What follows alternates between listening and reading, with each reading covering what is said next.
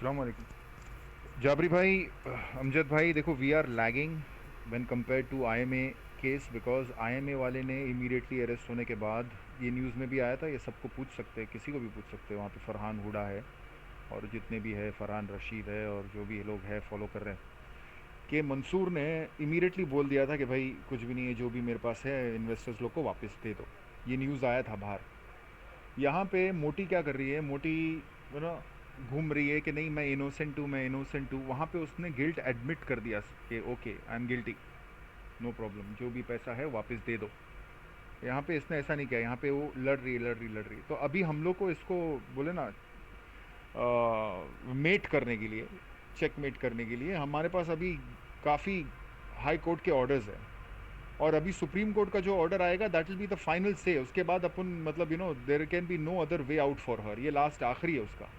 उसके बाद अगर सुप्रीम कोर्ट ने लिक्विडेशन का ऑर्डर दे दिया अपने आप से तो ठीक है, otherwise we'll have to go to the high court. This is the only way. And liquidation होता है before the case completes. Case खत्म होने को 15 साल लग जाएगा। केस खत्म होने को 15 साल लग जाएगा, कि हर एक क्या हुआ क्या नहीं हुआ, हर एक चीज़ बाहर आना, ये आना, 15 साल लग जाएगा, 20 साल लग जाएगा। हो सकता है अपन बहुत सारे लोग अपन जिएंगे भी नहीं उतना। वो चलता रहेगा केस।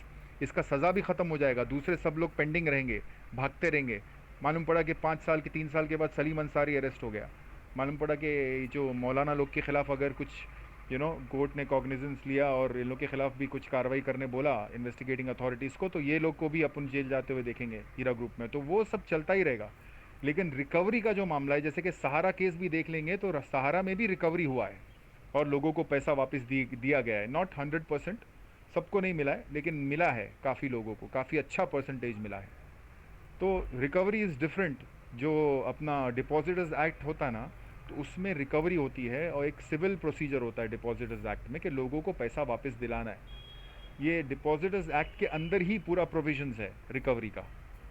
तो that does not depend on whether the case is completed और नॉट। वो केस कंप्लीट होगा 15 साल के बाद, लेकिन ये रिकवरी है, this is part of the case which is done as soon as possible, as soon as like इन लोगों को कोई रास्ता नहीं मिलता, एज सुन एज हाथ उठा दिया किसी ने, जैसे कि मंसूर खान ने हाथ उठा दिया या नौहरा शेख ने हाथ उठा दी।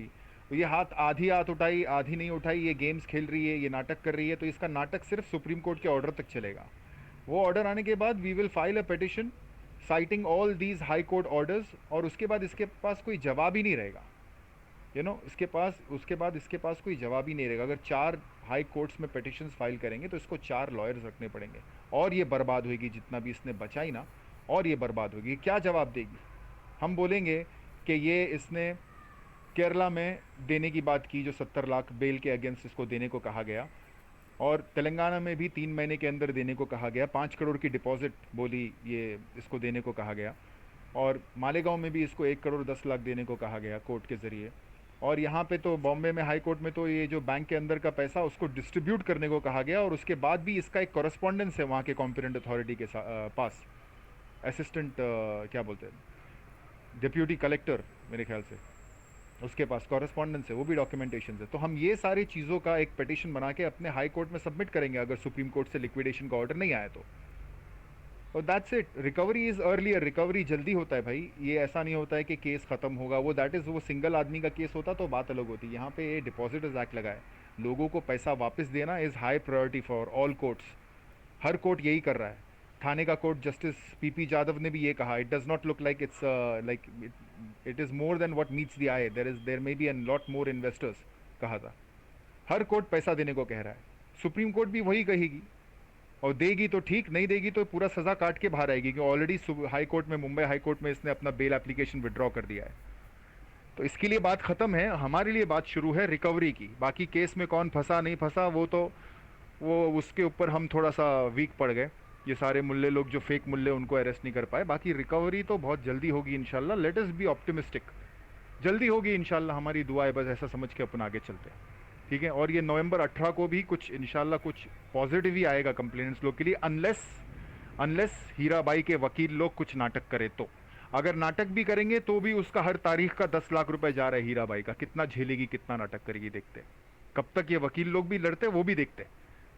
लेकिन we hope that the supreme court understands कि हाँ भाई, पब्लिक अपना पैसा के लिए वेट कर रही है, ओके, और इनको अपना पैसा वापस दे दो, नहीं तो ये फितना चलता रहेगा। और ये इस हिसाब से ये अगर ये चीज़ें चलती रहेगी तो ये एक इकोनॉमिकल लॉस भी है गवर्नमेंट को भी, कि पब्लिक इस चीज़ में टाइम वेस्ट कर रही है।